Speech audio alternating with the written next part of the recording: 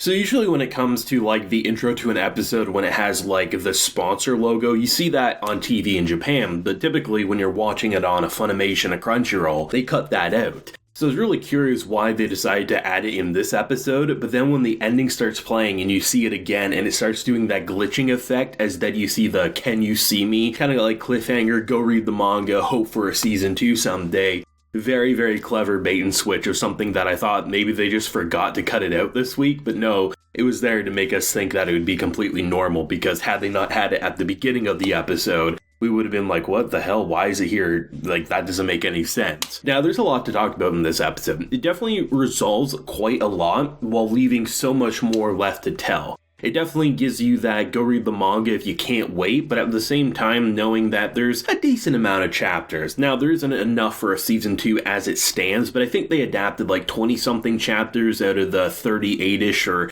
40 chapters that are out there. So I think within a coming year of the manga publishing, there should be enough content at that point, so maybe in 2 or 3 years we might see that season 2. Hell, maybe within a year's time we'll get a confirmation that it will happen. You see that a lot, and then a year or 2 after that is when you actually get it. So I do think we will see more. It's just we have to be patient. It is going to be the long waiting game, but it's not going to be the same waiting game, I think, as Attack on Titan Season 1 to Attack on Titan Season 2 sort of a thing. But I have to say, this was a very exciting episode. I mean, Zen is without a doubt, I think, my favorite part of this show, because he goes from don't judge a book by its cover, oh my god, he's bad, to maybe he's good, to he's bad, to he's good, to then, honestly, he seemingly killed a cat killer, and I can't thank him enough. I already know how the internet's gonna be. They're gonna say, oh my god, Zen's evil because he killed this man. But honestly, if you know anything about the law, hurting animals, I mean, he probably would have got a slap on the wrist. Because 1, how can you prove it? 2, his word against his. So if Zen actually did, like, dispose of that man's body like it's implied, you know what? Some people call me evil for saying good job, but honestly, Zen, good job. He's not a bad person, but I mean, someone going around peeling eyes from cats, I don't care. I mean, I think it's crazy. I wasn't expecting Zen to go that far. But I mean, if he did go that far, I mean, I'm willing to wait and see if they ever touch back on that someday. But I mean, there's some people in this world who don't deserve to walk this earth. And I think animal abusers are definitely one of them. That's how I personally feel. So I was really surprised by that when you see the cops putting up the wanted poster of like, hey, missing man, we hope we can find him someday. That dude is shady as hell, so now we understand why Zen was walking down those alleyways all those times, because definitely was a little suspicious. Why would he be doing that? Well, he was looking for the person hurting all these innocent cats, and I can understand why. When it came to a lot of the other resolutions I liked, I mean, we didn't get a full touch-up about what her punishment/payment will be for her shrine kind of offering.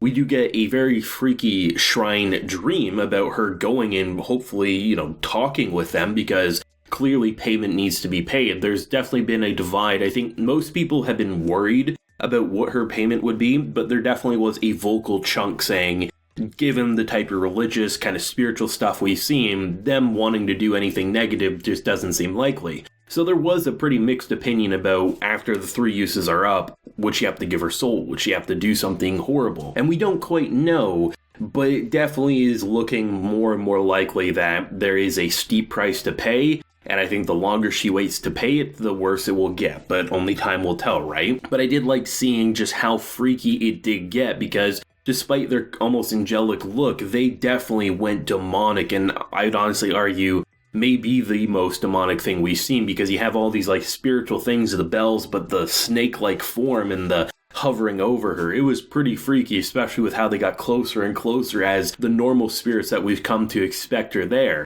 I think some people might have a mixed opinion about Miko sort of being okay with their situation despite it not changing all too much, but I think that's important because given what she's experienced over these 12 episodes, at this point, she's come to expect that this is going to be her way of life, and there's good and bad with it. The good, she gets to see the ghost of her father untainted and wishing her a good day at school. The bad, she has a lot of creepy things saying, "Oh my god, can you see me?" on the bus and everywhere else. But that's kind of the normal thing with mediums and people who can talk to the dead.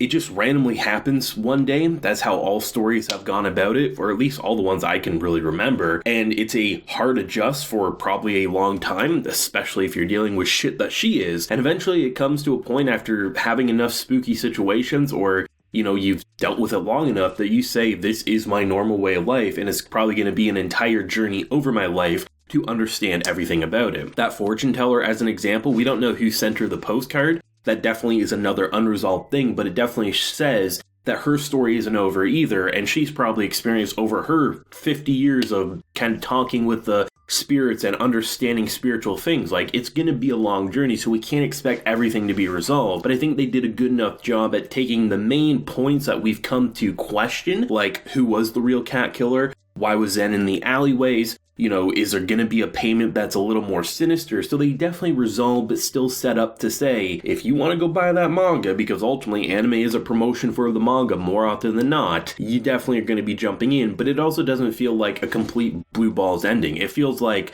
this is what I would expect for something to end a season of an ongoing manga more often than not. Typically, you're not going to get something even this good, because either A, it's going to be a very go read the manga ending and you never see more, or you get maybe something like this, where there is some decent stopping points and cute moments, but there definitely needs to be more. One of my favorite aspects is just how the central three friends really have grown up together and feel very good. I mean, this was the episode that was the first time that Miko admitted to Yuria that she can see things, and that she just keeps quiet because she doesn't want her to be scared, that being Hana, obviously. So there was a lot of really great moments around a lot of spooky, but also, I think, wholesome moments. And there definitely are the big moments that I think people will be talking about, like, did Zen kill that man? Should Zen have killed that man? I mean, what's going on with the spirits? I mean, what's going on with that glitchy after the credits scene there? Like, there's a lot to really hype you up for either jumping into the manga, going to hopefully see a season 2 to 3 years from now. But it's one of those things that I also don't feel so blue balls that I need answers right now. I can honestly wait. And typically what I do if I really, really, really like a show is I give it about a year and a half, 2 years, and I say, okay, am I still that excited to need more?